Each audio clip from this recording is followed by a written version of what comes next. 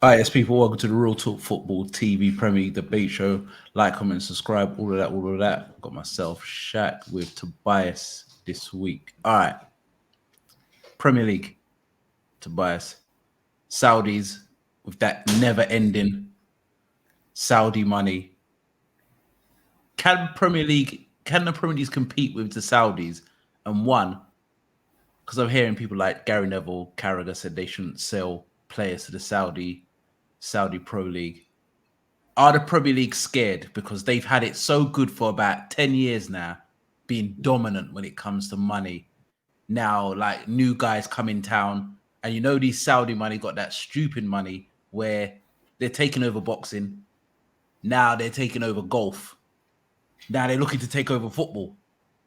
And in my opinion, I think Premier League needs to be scared if someone like Bernardo Silva goes to the Saudis because he's going in his peak, won everything. And if he goes over there, you think to yourself, they can take anybody.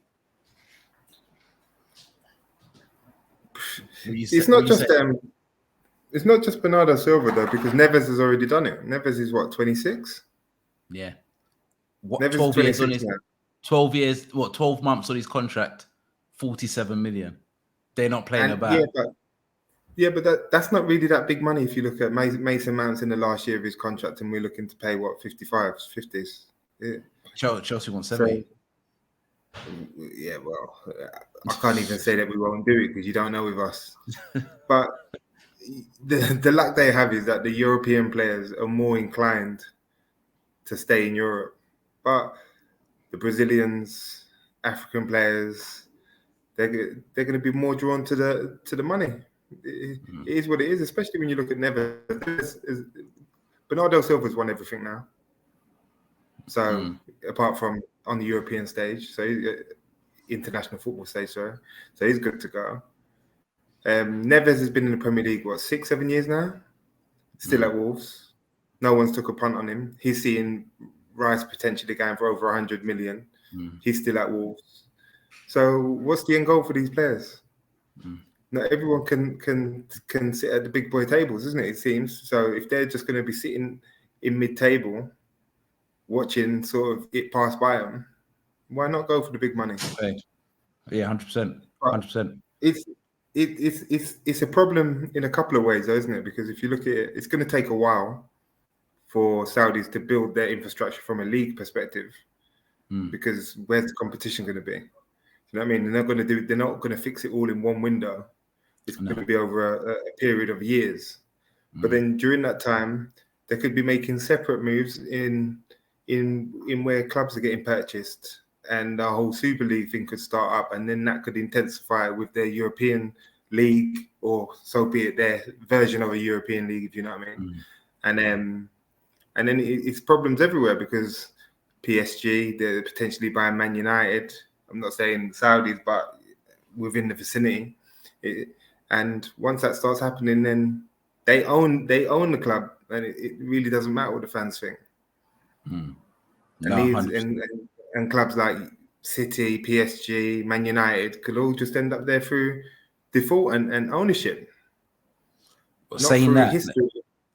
Yeah, but what you're just saying is that they could actually take over, and it could end up being some sort of Super League. So the Premier League is scared. Well, because if you're looking at the bigger picture, that you're talking about in 5, 6, maybe even 10 years' time, you could be a Super League in front of your eyes right out of nowhere because they're just buying everything.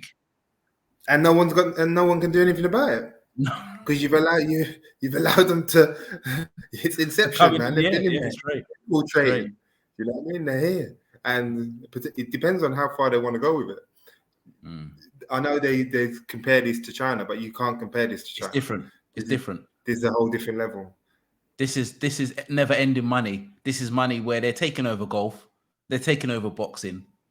Now they want football, and I think they can get, especially the top African players, especially the Muslim type players, to come over there, and that could be their first choice. Plus, they've got the money, and then sooner or later they'll be saying, it might take longer, but European players will come as well. I think I think the Premier League is quite arrogant. It goes around and roundabouts. I think if you look at the 80s and the 90s, the late 90s, Italian football was it. It ran everything. The best players are in Italy. The most money was in Italy, and then it shifted over to Spain to 2000s to about 2010, 2015, and now it's England are running it.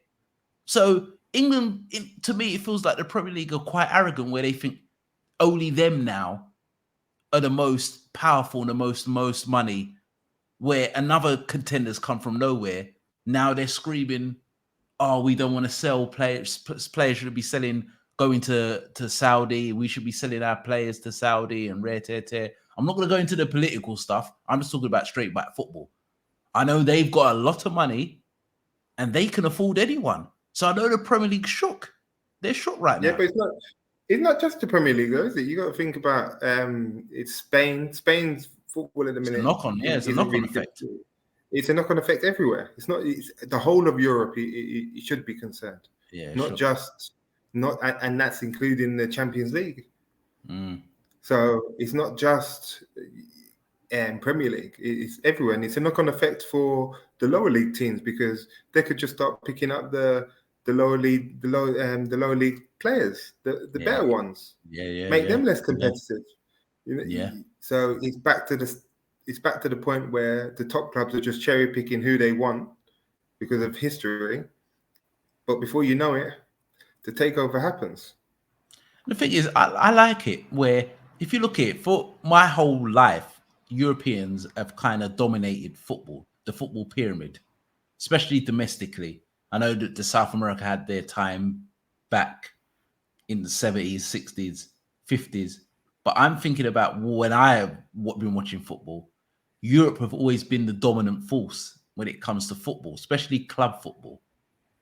And to see someone else now as a big player with unlimited funds who can buy anyone really with a drop of a hat, it's quite it's quite funny. It's quite I like it where I think now. Go on. But as a culture, though, it's a culture shock for the Europeans, isn't it? Yeah. To live their way of life, like that's not for every. It's if you look at holidays in itself, everyone is it's easy to adapt to the European countries, Italy and Spain, given an example, rather than Tobias, a cultural shock being Saudi Arabia. Yeah, but Tobias, if someone's offering you £700,000 a week plus bonus, you're adapting very quickly. So if I'm saying a couple of seasons. But 2, 3, 4 years, but at the end of the day, players don't stay at clubs for long. So if you're saying a top player stays in Saudi for 3, 4 years, getting £800,000-900,000 a week plus bonus, he will adapt. Anyone will adapt. You'll adapt. Doesn't mean you're going to stay there. Because nobody stays at clubs for their whole career.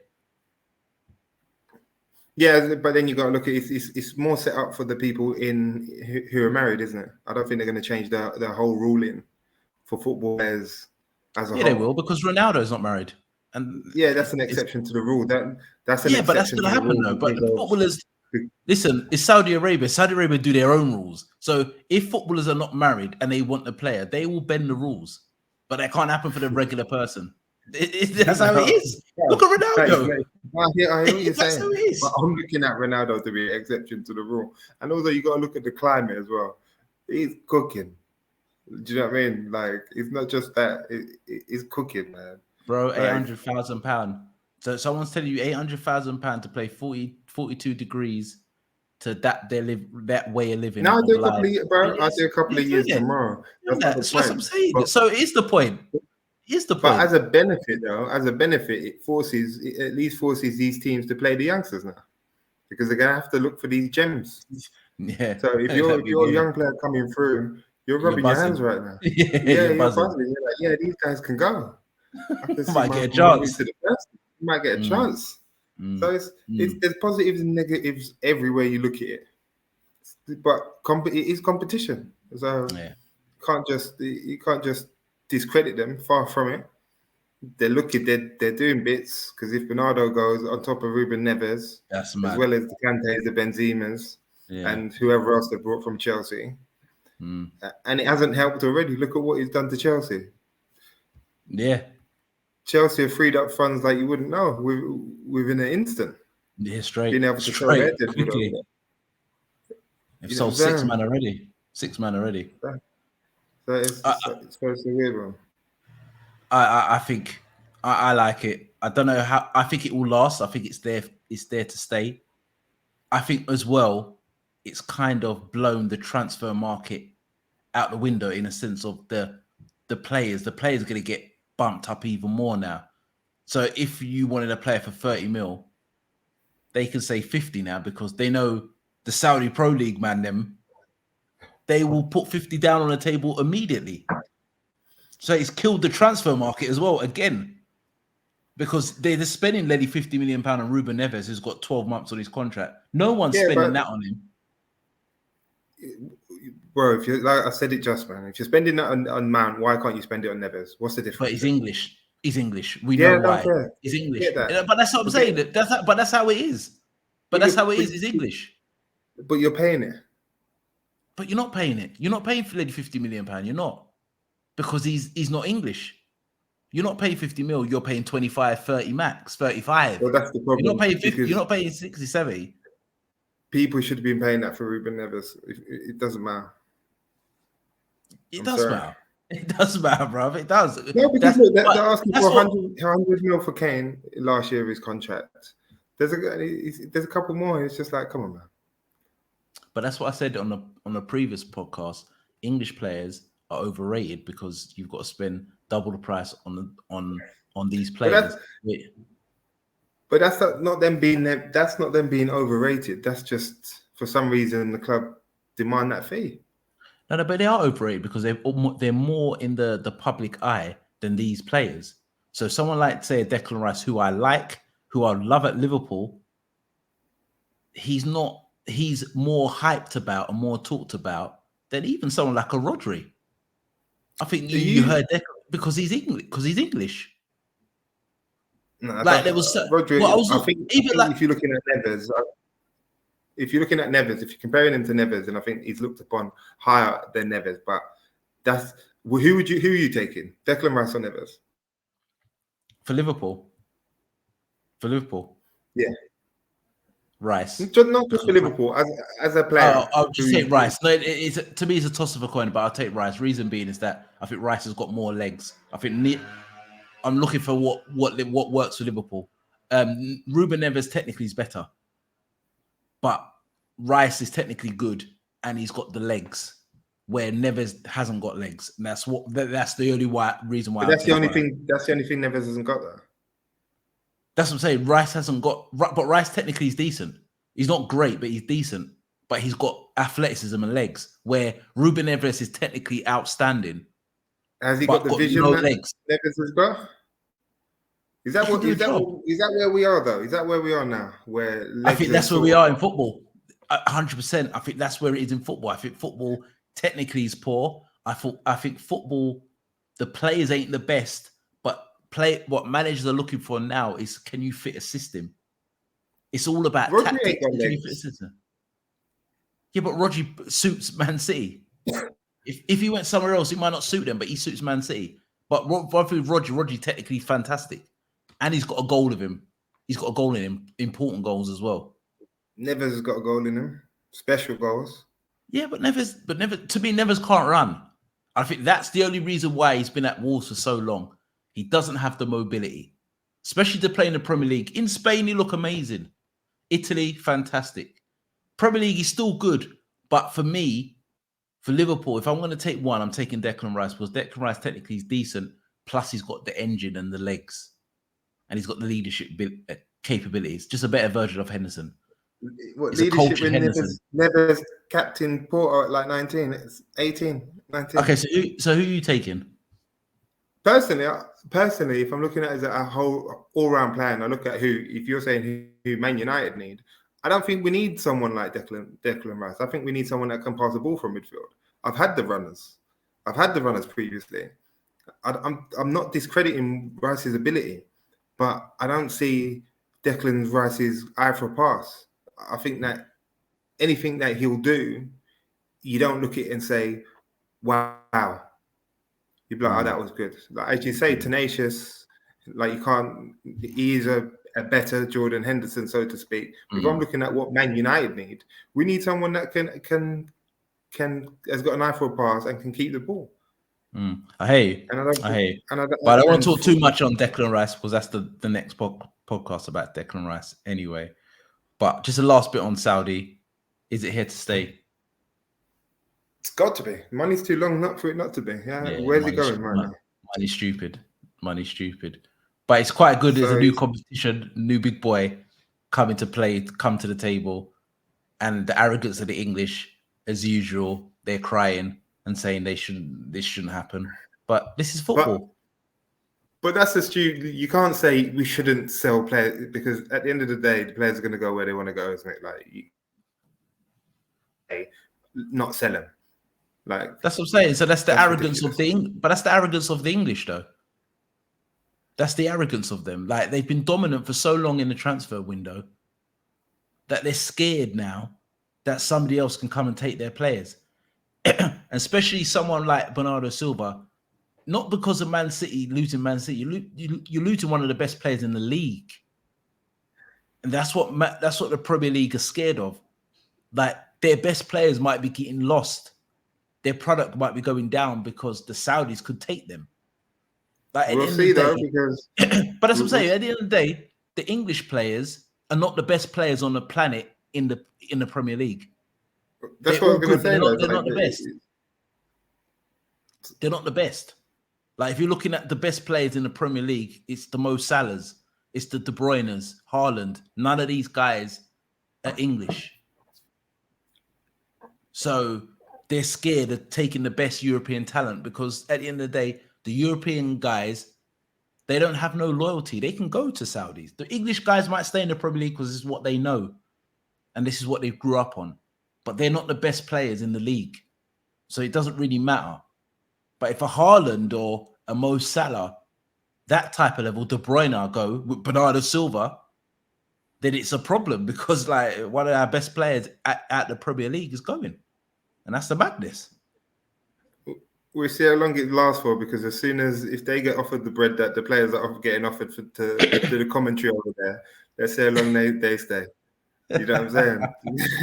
These men will be over there so quickly. Yeah, quick, immediately. You see Gary Neville and flipping Jamie Carragher, the Knuckle Brothers, if you call them, man. They'll be over there, bro. Just as in the World Cup, yeah. This is Saudis have done it smart, or the whole Arab continent as such has done it smart because they just waited, man. They've got their little World Cup now.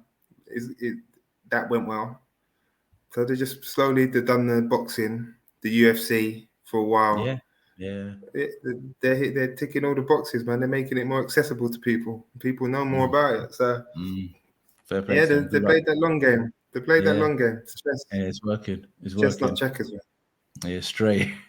All right, guys, make sure you like, comment, subscribe. What do you think? The Premier League is scared of the Saudi Pro League, and the Saudi Pro League here to stay? Tobias, last word. 30 seconds. Fucking just Man U sign someone. This is it. This is all I want to know. Forget the Saudis right now. I just want to see some action with my team. You know them ones talking about bloody Saudis and that. They better just hurry up and buy my team if this is what's happening. You just need to do what you're doing. All right, guys, make sure you like, comment, subscribe. Real Talk Football TV. We are out.